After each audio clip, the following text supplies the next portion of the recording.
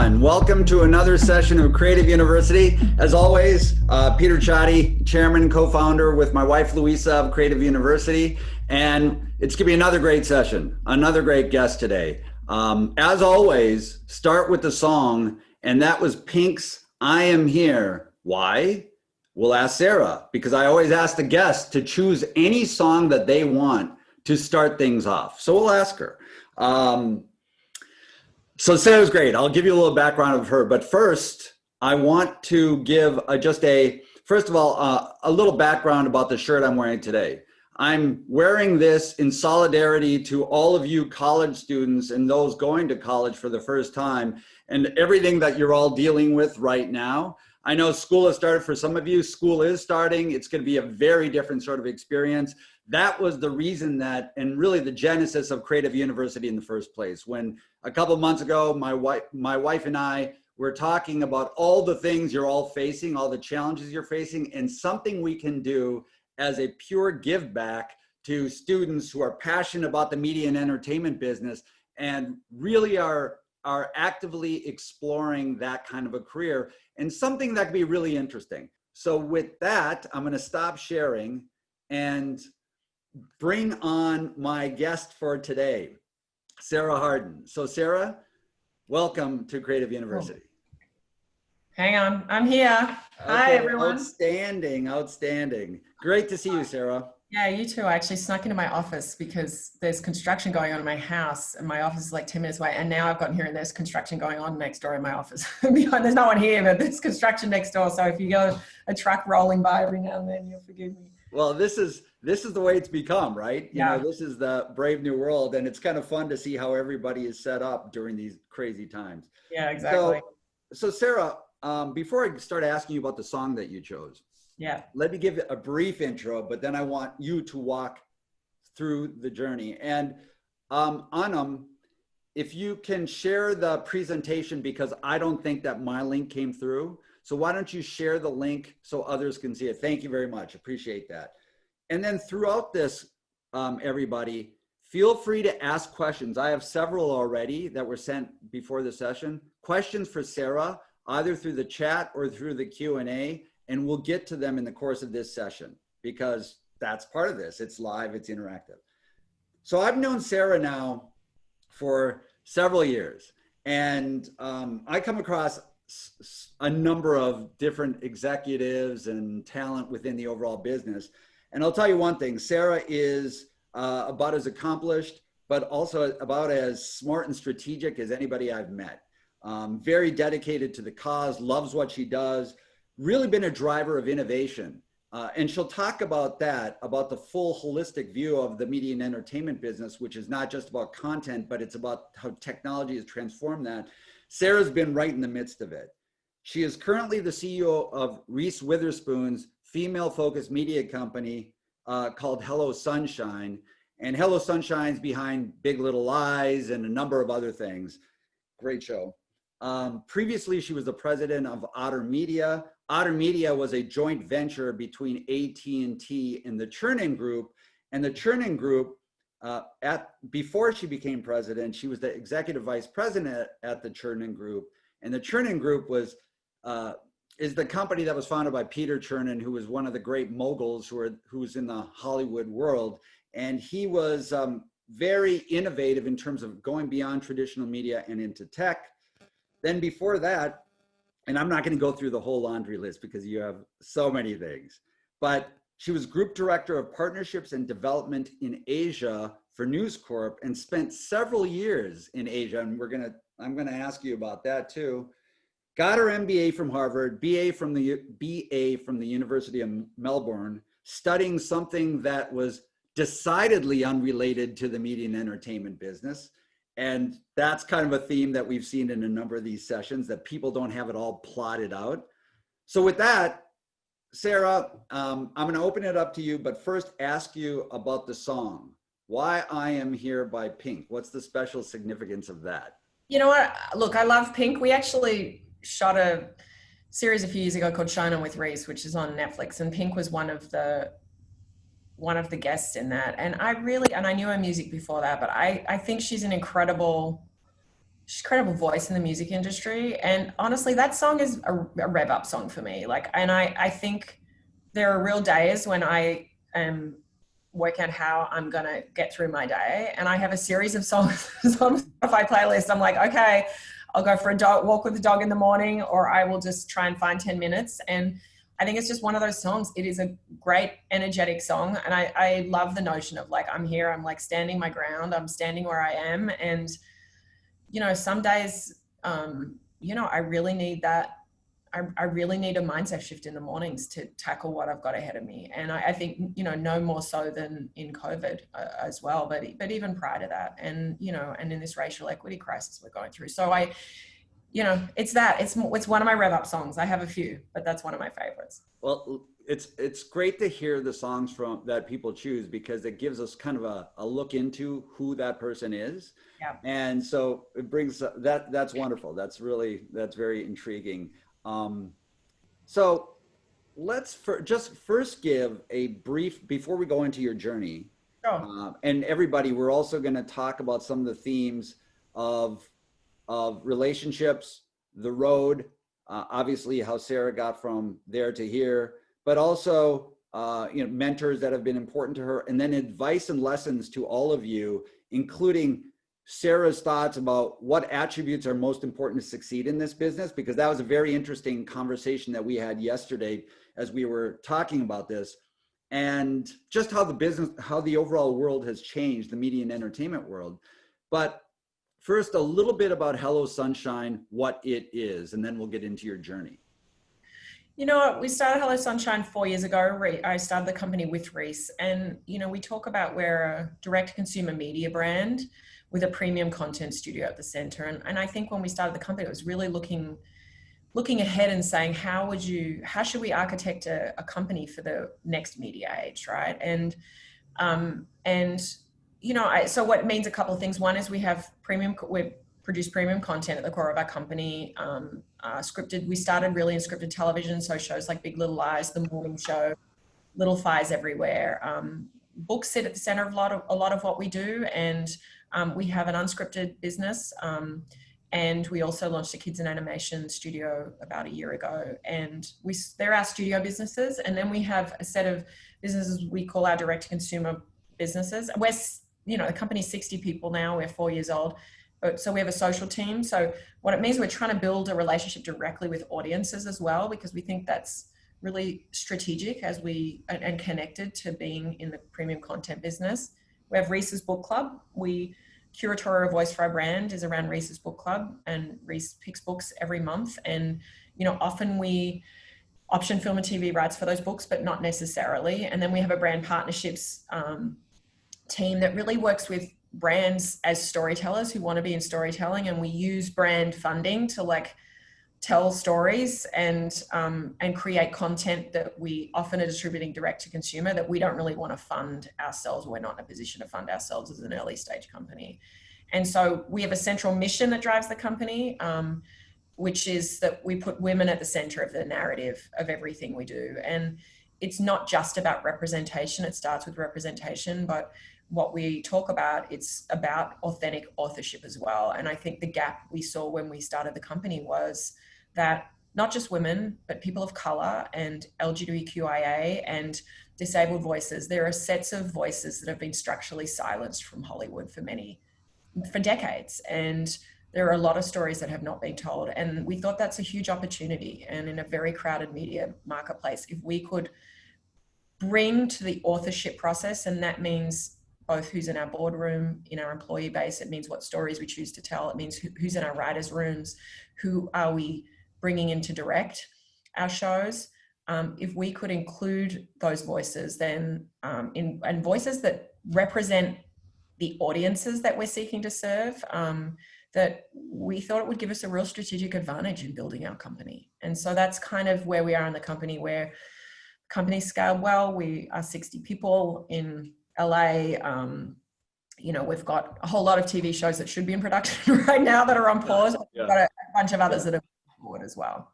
Well, and we'll talk about that a little bit too, to see how you are dealing with production right now. Yeah. And again, everybody, if you have questions, send them in. And because we're going to get to Hello Sunshine a little bit later, perhaps in the Q&A, some more pointed questions about that. But one thing about Hello Sunshine, first of all, the mission is an amazing one. And, you know, the inclusive and bringing up diverse voices that are underrepresented in the media and entertainment world. But also, I mentioned a little bit about your innovation, the way that you've always approached things, because you truly are an innovative leader in terms of finding new ways to engage and really harnessing new technologies to do that. And so taking almost like a holistic view, a 360-degree view of engagement and storytelling, and which is something that is not all that common in the business. But so Sarah, you are doing that, which is incredible. And you've had all these different roles that I laid out. Yeah. But you started apparently, and I don't even know this, but since you went to the University of Melbourne, I assume that you were in somewhere in that area. But just how did you get from, you know, where you were raised to where you are today? Take us a little bit along the journey, and whether you had this plan to get into the business, or, you know, how that all came to be. I mean, look, I grew up in a small town in Australia, and I love the entertainment business, but I never saw that as a real career. And, you know, I had interesting parents, and they were divorced early in my life, and they were both very entrepreneurial as a sort of means of like moving ahead in the world and keeping us clothed and fed. And I did have that sense of like, I think that's something I inherited from my parents. But I went to Melbourne University, and I wanted to be a journalist. I wanted to be Christian Amanpour. I mean, there's a journalist in Australia I grew up with, and I thought I wanted to be doing international relations, and I had a real curiosity about the rest of the world growing up in Australia. And that's what I thought I wanted to do. I did English literature, and I did honors in politics. And then I was like, what job am I going to do? And I got lucky. I was sort of like a weird experimental hire for Boston for a management consulting firm. And I had that twig about learning about business as well, that I thought that was important. And I went and did that. I had overcome You did that down in Australia? Yeah, and I overcome with imposter syndrome. I mean, I worked with a lot of commerce and law graduates. I thought I was going to get fired like the first 3 years of the job. And then I ended up being encouraged to apply to go to business school. It's one of the steps. And so I did. And I mean, I got a scholarship from the Australian government. I got into Harvard, and I turned up with like a couple of suitcases when I was 26.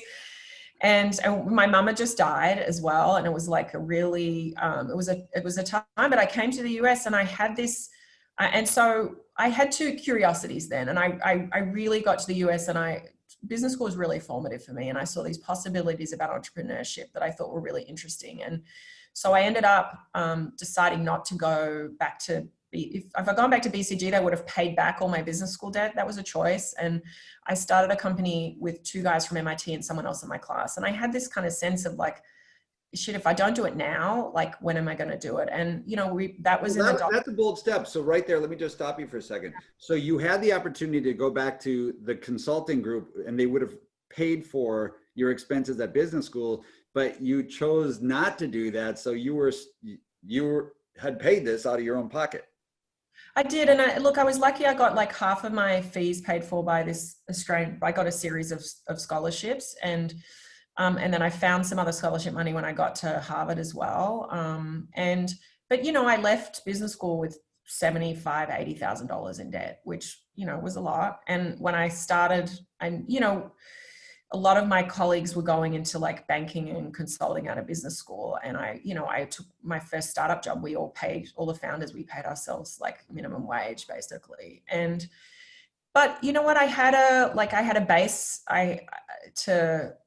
I felt like I just felt like I should, I was in the US, I wasn't around my family. I felt like I kind of had 2 years on a visa as well. I had a practical training visa that you get, and I thought I'd just give it a shot and I can always go back home. And I've never been back living in Australia since then.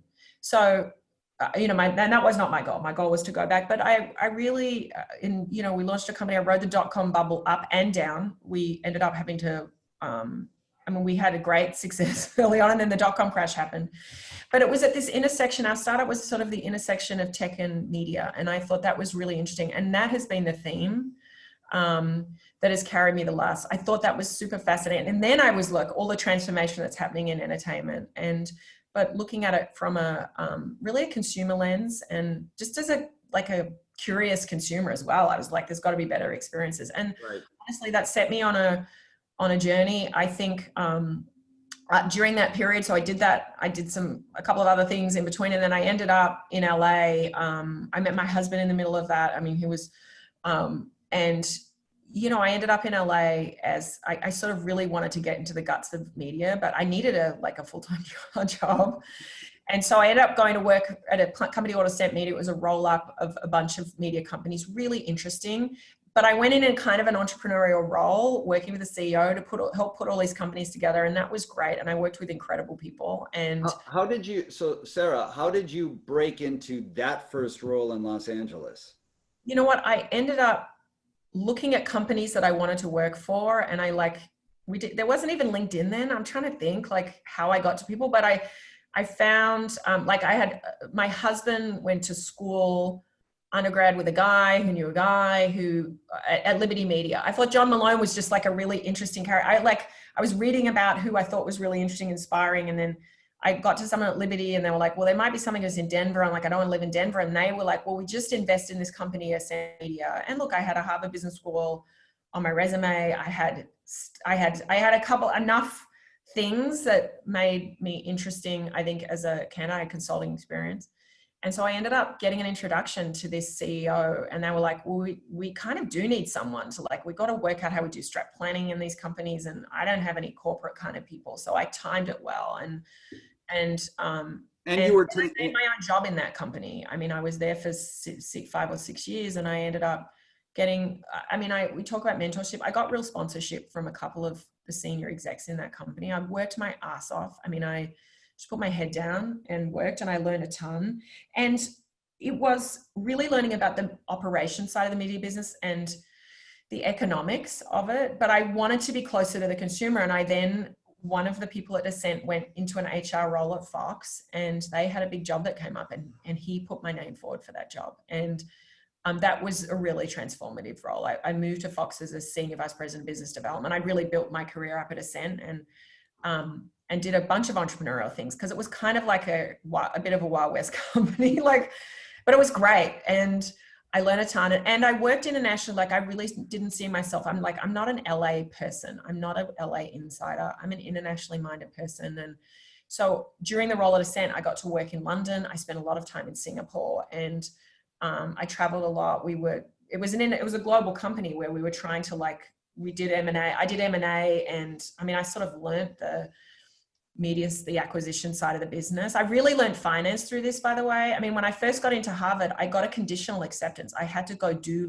an accounting course because I didn't have a finance background. And so I always had this notion that I'm not, I didn't come up doing finance, but I've really it's literally 20 years later, I'm a finance practitioner, but it's all learned skills learned on the job. And but it took me a long time to realize that. And that sent me to Fox, and an amazing time there. I really worked for a really interesting guy. We started Hulu, and I was always in those roles in entrepreneurial roles, even in these big companies, but I was also having children, and I needed a steady job during these periods as well, for my family and everything.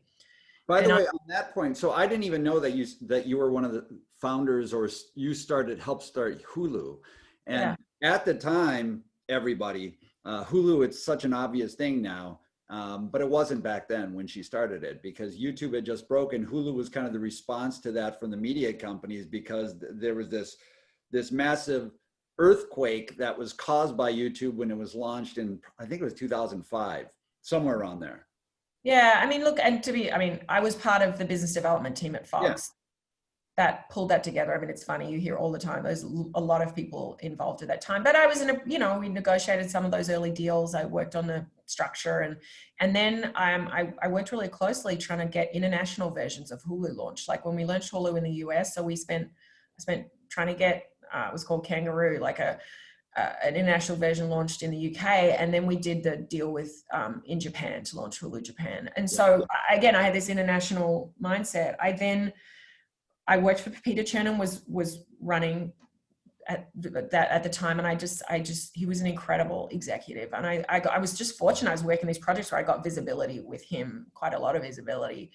And so I think when he left to go start the Chernin Group, I wasn't in a position to go with him. I was on maternity leave with my third child. I mean, he had a non-solicit and a bunch of things, but I saw the work ahead of me on the Fox lot, and I was like, I don't know if I think I can see what I'm going to do for the next 5 years. And that's when things become not that interesting to me. And so I got an internal call to see that News Corp had a job in Hong Kong, working with James Murdoch, and would I be interested? And I'm going to say, I have a husband who's like super adventurous and is not an LA person. And I was like, I don't want to raise my children here, which is curious because I'm now an LA executive. Yes. But I went to Hong Kong, and I moved when I had 3 children, 6, 4, and 12 weeks old, and I moved to Hong Kong, and I moved there for good. Like I went there for 4 or 5 years. I thought that was like, I was really excited about working in Asia, and I had an amazing role there. And I worked a lot in China, in the Middle East. We had big sports businesses in the region, ESPN, Star Sports. I love the sports business. And I was there for 4 or 5 years, and I stayed very close touch with Peter, and one thing led to another. And in the summer of 13, the Chernin Group was looking to acquire Hulu because it was for sale by the shareholders, by News Corp and Disney, and NBC and Disney at the time. And Peter was talking to me saying, I need someone to think about online video if we buy this. And I said, what if you don't buy it? He said, I need someone anyway. So long story, they didn't buy it. The shareholders decided not to sell. I had spent a lot of time looking at a business Crunchyroll in Asia for News Corp and getting to know Kun Gar, the founder.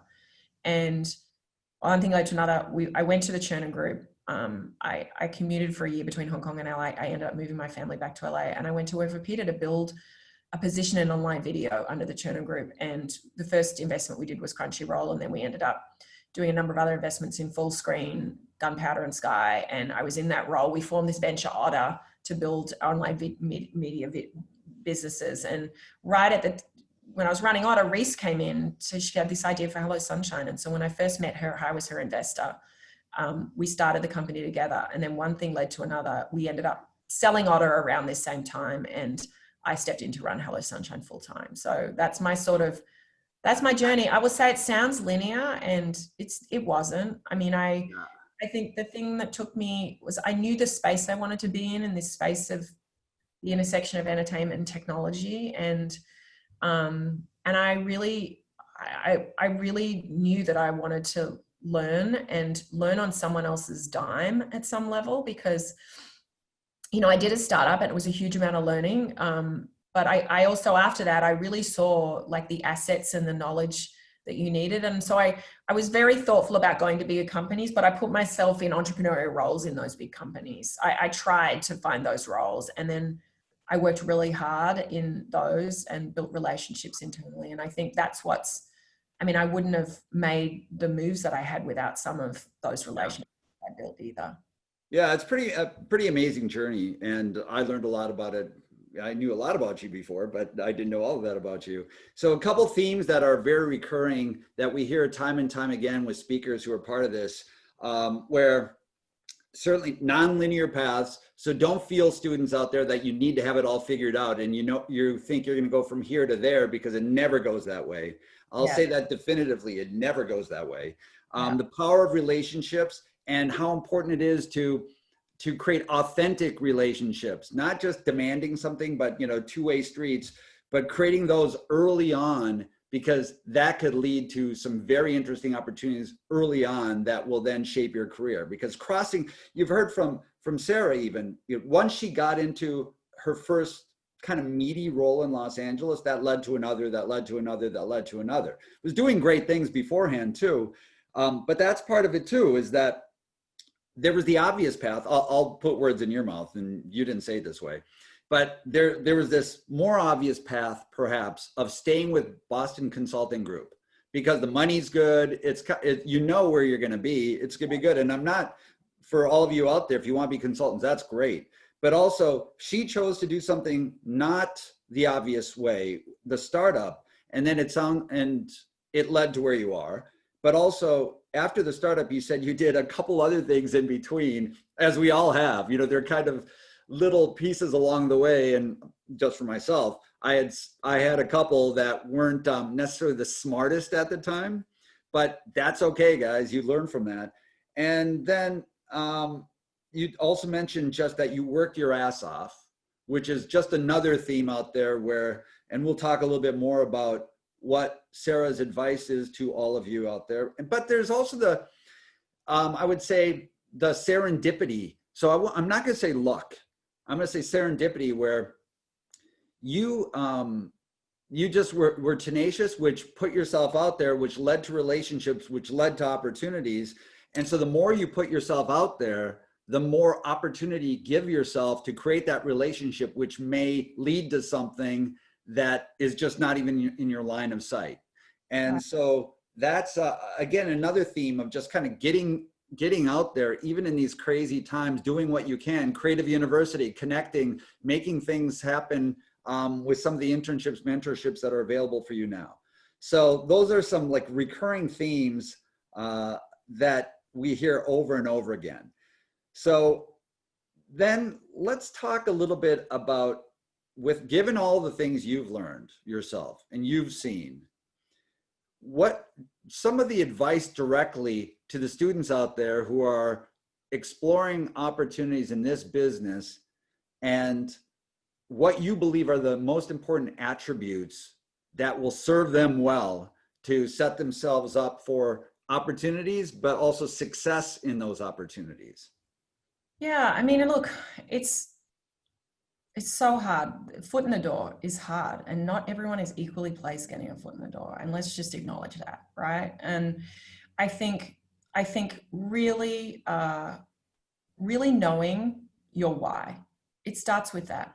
If you have a clear why do you want to get a foot in the door at this company or that company? That will connect with someone. But you have to have a clear and compelling why. And so I think that starts with, like, if you like, I want to be in the television business, your why better be a clear view of why you want to be in the television business. And then having done some work and some thinking, because you get to talk to someone, you get an informational 15 minutes of like, okay, who are your favorite TV directors? What shows do you like and why? And forming being really thoughtful and forming your why and a point of view that's personal, that's going to resonate with someone, and do the research around that. Because I think if you can get access, and look, a LinkedIn, like I get so many LinkedIn things. If someone comes to you, it stands out when someone has a clear why. And I think you've got to do that thinking. Like there's and not be lazy around that self-examination of doing the research of like, I want to be in this part of the business or what.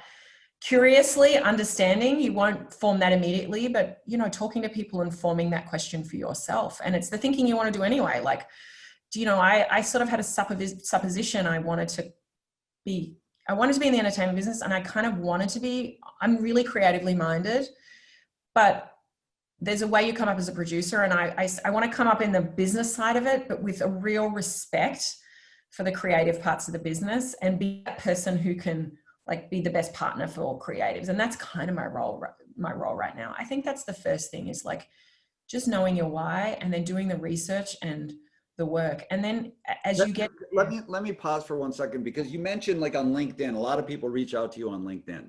Yeah. And so have you ever had something like that you mentioned, that's kind of a breakout outreach from somebody you didn't know, but it was clear that they had done their homework, they knew their why, and so it impressed you and made a difference? Yeah, I mean, I get so much LinkedIn. I literally can't respond to most stuff. Yeah. And I get a lot of film scripts as well, which I can't respond to either. So yeah, we've got people working in our company who distinctively reached out to me on LinkedIn and had a personal, like, done their research, and in a couple of cases we'd had posted jobs and said, you know, and I put them into the process, or had asked to get connected to someone in our company for a very specific reason. And look, we all have, like, I kind of have a window in my week that I try and like, I mean, the hardest part, honestly, I want to do all of it. I want to talk to everyone. I want to do coffee chats with everyone. Part of my job and part of my identity and what gets me up in the morning is really helping. It's just helping open the doors for people. And we try and do that through the company. I mean, that's what I spend most of the time. And the most compelling thing I can do is drive our company forward, because I think we can, and we are creating real opportunities for people. But I try and create a window in my week where I do informational coffees, and I have an amount of time per month that I schedule for that. But yeah, I think it's knowing your why, and then finding where and how, and doing the work about where and how to get in. And then once I think one of the things I really encourage people is, I feel I speak so often to people in their 20s and who are in such a rush, and prioritizing learning and the people you're going to work for. It might not be exactly the right role, but I see people prioritizing titles and not for first jobs, but for like those second and third jobs. And for things I'm like, oh, I think the things I accidentally got right and I wasn't aware was I ended up in roles where I learned a ton, and I'm always like, okay, why am I doing this?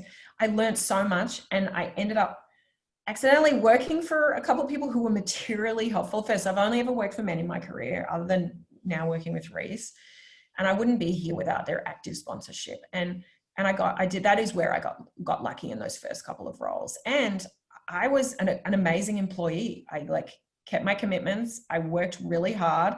I made them look great. I mean, but I do think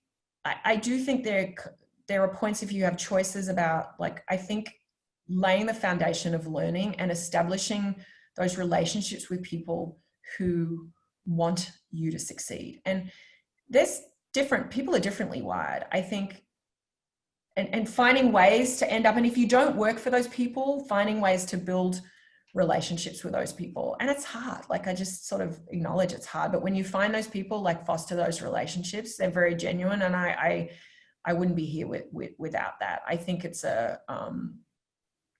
think it's really key. And a lot of that's the self-awareness for one of the things I say to people is, like, you can't be good at everything. And I spent a lot of time focusing on the stuff I was, like, not good at and was really hard for myself, and realizing, really focusing on what gives you natural energy, focusing on where passion's one thing. Like, I'm passionate about certain things that I'm actually not very good at, right? And there is something about where you get your natural energy. Like, I am not a detail orientation person. I actually have to be pretty detail oriented. My job, it's a learned skill. But I know, for example, on negotiations, and I've done a ton of negotiating with real legal agreements, like, I need a specific type of attorney working with me, because I need that person with me. It's the same with our CFO, Liz. Like, she has a detail orientation around things like tax and audit that I'm so happy I don't have to pay attention to that anymore. But I beat myself up for 10 or 15 years about this stuff. It's not as I've learned what my orientations are and what my strengths are, is, I think, being curious about yourself and your strengths without judgment, and going, it's okay. Like, I should be that person. Like, I nearly went to law school, by the way, and I'm so glad I didn't, because I don't have the detail orientation that I think makes a really good lawyer. Hey, careful there. I went to law school, so careful with that. But yeah, but it was. I'm kidding. It was. I didn't know it about myself, and looking at our energy, our passion. Oh, let's see. It's fine. You froze there for a second, Sarah. So I want to make sure. Is Sarah froze? Okay, there you are. You're back. You're back.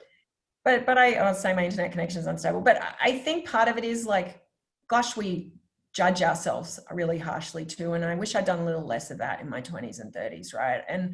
And focusing on all the stuff I wasn't, like, naturally, you know what? It's just not my type, my style, my disposition. No. And I've learned to lean into my strengths, and it's become self-fulfilling. you've got passion about something, you're strong at it, you know, lean into those and follow those. And then you build a sense of confidence because you feel successful in those things. And I'm really glad I didn't end up in roles that weren't like geared to what I wasn't. And I spend a lot of time talking to my teams about that. It's like, it's okay to not just, if you're not detail oriented, this is my example, and your eyes glaze over and at 10 o'clock at night, you're supposed to be reading something and you don't, like, know that about yourself and look for how to do your job in ways that play to your strengths. So I want to summarize a couple of the things that I think are just, again, relevant themes.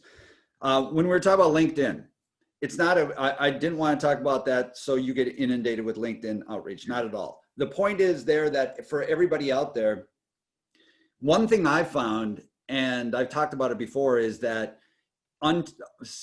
there are frequently people that you want to reach and you feel that they may be untouchable, but you don't know. I found that many times. I continue to find that today in some of the business that I do, that a lot of people are defeatists from the very beginning and just don't believe it's possible. That's one thing. Second, and some people are just lazy, so they don't even try. One thing I think you've seen with Sarah is that she's tenacious, and tenacity and just kind of like never say die and working hard, it makes a difference. But another part of it that she talked about with respect to LinkedIn, if you do make the outreach, make sure you've done your homework and make sure that it's not just a lazy outreach. It's not just like, hey, I'd like to connect. I'm interested in working with XXX company or something like that. That's no good. And I found it with people I've worked with too, which is little things like being concise, so it looks like the message that you send has really been well thought out, is concise, is nicely worded, no punctuation errors. I'm going to get a little meticulous here. I think all those kind of things matter from a credibility standpoint. And look at things that resonate with me around that. Like, it's, you know, I'm reaching out to you because I've noticed this about you. Like, I heard you do this, I saw this. Here's who I am, and here's something really specific I'm trying to work out. Do you have 15, 20 minutes? Like a very specific, clear request. And there's times when most of those requests I can't meet, but occasionally, and I will look at something and make it personal. Be clear about what you're looking for. I mean, the things that are hard, the things that I can't is like, hey, you know, you're great. I'd love to have an hour-long informational coffee for you because I think it'd be really helpful. I'm like, I wish I could do those. I can't do those anymore. I'm literally working, I'm working 12 or 13 hours a day. You know, I've got 3 kids. I'm like, I just don't have the capacity. And right. And so I think being personal, specific, and being respectful of the time of the person that you're sending something to as well. And yeah, 100%. I probably do. I mean, you know, I have like 2 hours a week set aside for this for me right now. Well, and so in another theme where you mentioned that it's important to understand an opportunity when you have it. It may not be what you consider for yourself the perfect opportunity. It's about Sarah's point of not feeling like you have to rush things. Don't rush things. Don't have expectations that you're immediately going to be an SVP, a senior vice president at a company. Do the work. And a good example of that was not only Sarah, where she said that, you know, she was more interested in getting involved rather than really focused on title at the beginning.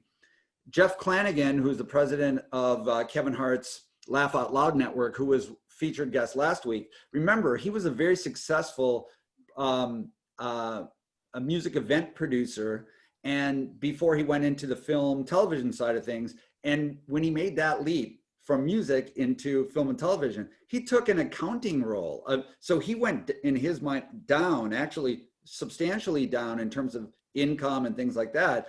But he did that because he knew what his why was, what he wanted to do.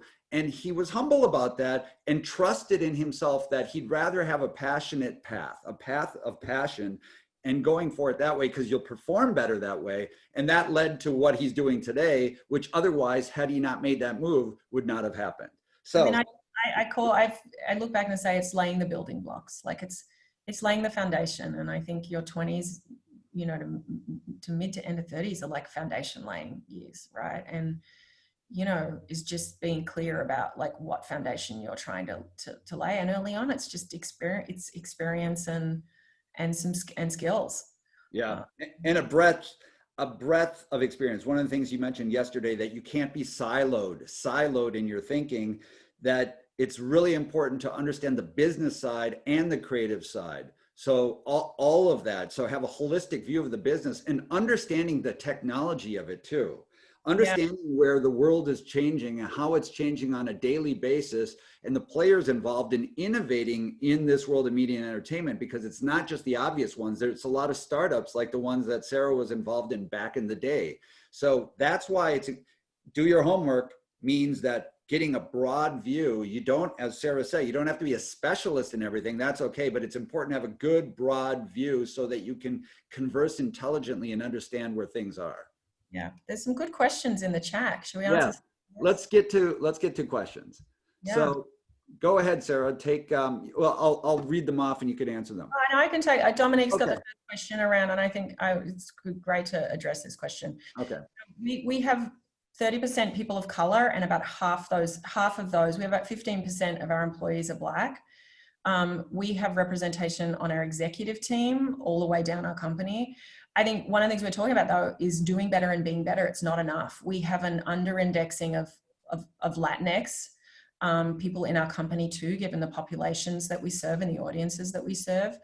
And so, and you know, if you look at that, our mid-level of our company, like we don't, you know, we're looking to increase actually we've done pretty well in the last 6 to 9 months in terms of hiring at the VP level as well. And so it's an active conversation for us. It is a conversation that's increased its urgency. And I think it's, you know, and I think one of the things that we talk about like all the time is, and it starts at our board level as well, I will say, we have of our 7 board members, we have 2 people of color, we have 4 women and 3 men.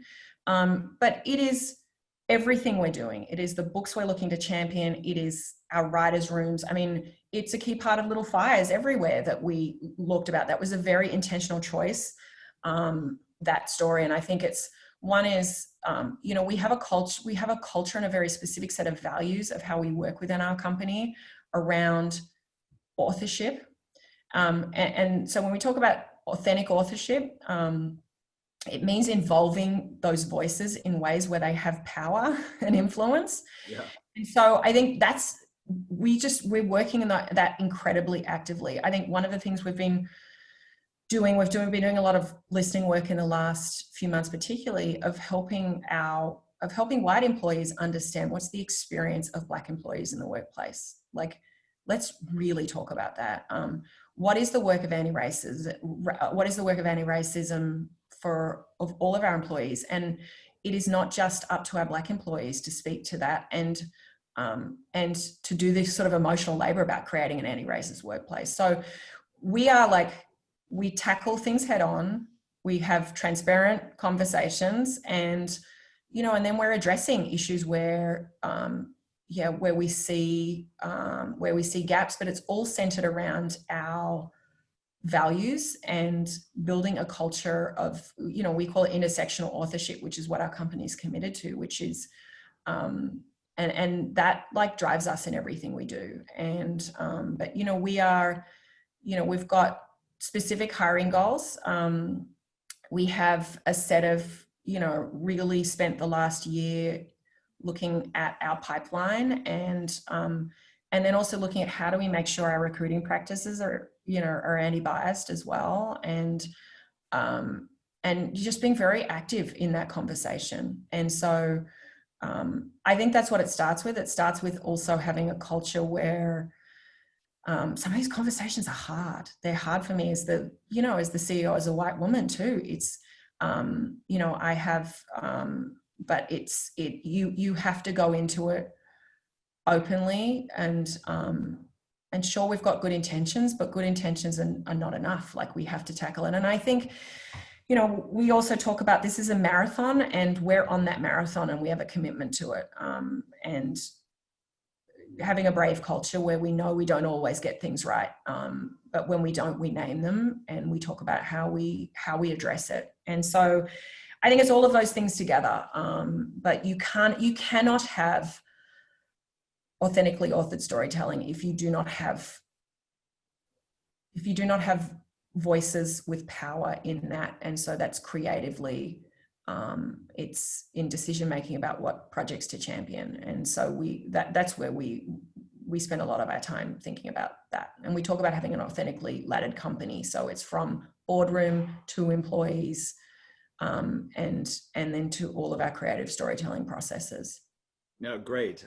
Let's get to, Mark has a few and I have several other questions. So let's do one Mark question, and I'll let you choose which one of those 3 Mark questions that you'd like to answer. And Mark, we'll come back to you if we have time, but we have a short period of time left. One thing, everybody, and Sarah, so you know too, apart from those watching, we have a lot of people who watch on demand who can join. So the Q&A is very helpful to them too. But so choose whichever one from Mark. I think, we talk, it's a great question. Oh my God, given the strength and identity of Hello Sunshine's brand, how do you vet brands and brand supported projects? It's such a great question. We have an explicit set of, well, we've had it from the very first, an ongoing conversation about like, where does a brand have to be for us to partner with them? And so first thing I'd say, we partner very selectively with brands. It's not part of our mission to do any CPM based media deals with brands. And so we do bigger multi-year. And so we have a partnership with P&G, for example. And so what that looks like for us, we go and look at who's on their board, where's their commitment to gender equity, how is it expressed? We look at, and we have lots of conversations around this. Like if a brand's had a scandal, what does that mean? Like, can we partner with a brand that's had issues in the past? And we sort of have an overall ethos of progress over perfection. Mm-hmm. But there's many brands we will not and have not worked with. And so if you looked at P&G and the Home, we looked at and talked to them directly about their gender equity commitments. And then we have a set of other criteria around who and how we want to work with them, who's working with us on our teams. What's been their track record. And so we actually are formalizing that right now into a scorecard where we are being more explicit internally before we greenlight a brand. So those conversations happen with our brand teams, they happen with me, they happen with Reese. But we're formalizing that right now in order to be able to have the conversation more directly internally with our companies as well. I mean, we work hard to, we've got some smaller things coming up where we're working with female founder companies as well. And so the first thing we do is we say we're very intentional in everything we do. And so we're never going to accidentally work with someone and then go back. I mean, you can learn things about companies working with them afterwards. You were like, oh, that was a tough call as well. Yeah. And then we're always looking at like, what is working with our brand enabling us to do that we couldn't otherwise do. So we have a set of explicit criteria. We have a set of other criteria that we talk about, and then there's always nuance in it as well. And that's where we're having a conversation where but we ultimately try and make a clear, like, go, no go decision around that. It's a great question. Something we grapple with all the time. Yeah. Okay. So I have a question from Itzhak, and she asks, thanks so much for speaking to us. For those of us who are still in school, specifically undergrad, who wish to work as a creative exec or in some other role at a production company, do you have any suggestions for how we can prepare ourselves for procuring those kind of internships? You talked about a lot of it, but maybe especially in the context now of where things are shut down and physical in-person internships are few and far to come by. That would be helpful. Like people who are sitting there right now faced with all this stuff that's in front of them. Yeah, first, I was just listening to How I Built This, where Jeremy Zimmer, head of TA, with Guy Raz's podcast, did a session, and he speaks to some of this on this too. And I was nodding my head as I was on my walk the other day, listening to it and nodding my head about some of it. And what he spoke about, which I think is critically important, it gets back to the why of really understanding, like, why do you want to be in that creative business? Do you love music and you want to work with music artists because you live and breathe the music business? do you live and breathe the television business? And then what part of the television business? Do you want to be part of elevating directors or writers? Do you want to be, and then just become a student of television. By the way, it means you watch a lot of television, but form a point of view, have the sense of like, because there could be a minute, you could be on a plane, or not right now, but you never know what situation you're going to be in, where you're sitting next to someone or you're on a thing and you're having a conversation, and those conversations can pivot if you can really impress someone in that moment by having a clear sense of why and a passion around which part of the creative business and why. And if you're not sure, it's fine. Just pick an area and become proficient in it. And I think, look, I think all of those formal programs, here's the one thing right now I would say, and I think, thank God, like we don't do any unpaid internships. There's sets of times where we do work with schools where we will have like a small period where it's part of the school curriculum. But I think we've gone to a period now, and there's a ton of programs here in LA now through the mayor's office, like on-ramp programs where we're not, I mean, I think unpaid internships are just so discriminatory, because not everyone can do an unpaid internship. And I think really doing the research on all of where those paid internships are, I think honestly, and it's tough right now, but I think the big agencies are the best grounds. They do bring on and hire a lot of interns. It's very competitive, but it is, I think you can really stand out in those processes with a clear-eyed view, and then demonstrate your motivation or your commitment for anything you have done. For example, if you want to do TV business, find a book or an article or a piece of material that you love. And if someone ever says to you, well, what TV show would you ever want to make? Have an answer to that question. Yeah. It could be an article that you've read that you think makes good material, and you think of that and say, gosh, have a point of view about those things, and really think about, God, how would I distinguish myself if applying for one of those programs? And, you know, I would say, I think there has not been a better time in Hollywood to get access. Where, you know, in the past it was like, it's like all of, you know, it's like a patronage program of kids of rich people. Like, I don't know, like who grew up in LA, that wasn't me. But I do think that has really shifted. And so if I was an undergrad, I'd be really focusing on that, becoming a student of the creative business. And one last question. I want to get to one last question that's related to that, and then we'll call it a day, because we're at the hour and I got to let you go. Do you have time for one last question? Oh, yeah. Okay. So one thing, I mean, candidly, I disagree on one thing. I think that paid versus unpaid internships, I get that. It depends on what it is. If you're working closely with somebody and you get something out of it that's real, that's meaningful, that's tangible, that's relationship, that's something that's an entree and some invaluable work and experience, I think that can be very worthwhile. And I personally think that's worth exploring. But yeah, and I want to say, I agree with that. But just understanding that economically, there's sets of people who can't afford unpaid to do unpaid internships. Yeah. And so what I'm really happy about is being the structural shift to many more internships that used to be unpaid and now being paid. And I think and it's frankly not legal in most situations now, unless it's linked to school. Yeah. Your school. Okay. So one more question. Yeah.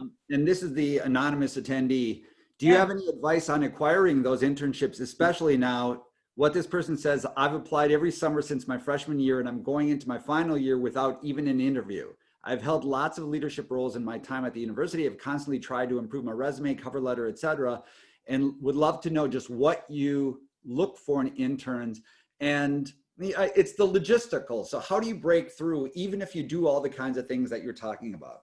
Yeah, I mean, I think, look, one thing is, I think, you know, part of it is like, I will offer to this person, if they contact you, is send me your resume and your cover letter. Let me look at it and see if I think there's anything you could be doing to distinguish your application. So that's just a private offer I'll make to this person if they want to contact you, Peter. Because I think part of it is you've got to beg the question, say, okay, what is up? I've been doing this. Like finding someone to give you some coaching on, like, is there something I could be doing with my resume? Is there something else I could be doing? being curious about like what is happening that's not standing out. If you are applying to multiple internships after the other, one is doing the research around at these companies and doing some direct approaches. And again, having an understanding of the why behind those. I think that that to me is key. And just look, trying to like, if you see the production company posted, doing the research, finding someone there, like you can find out a lot of information and seeing if you can get to someone. I think that can be helpful. But I think the curious thing to step back from is saying, okay, what am I not doing in my cover letter or my resume? And if I'm really happy to look at that for this person, if it's helpful, to give you some suggestions about anything you could be doing to put your foot forward for that. Well, Sarah, that's really appreciated. And you're very generous with your time, and thanks for everything. I'm going to let you go. I'm going to answer a couple other questions if people, I do want to say one thing about that. The fact that whoever is the anonymous attendee, the fact that you're even part of this, and this is going to help you.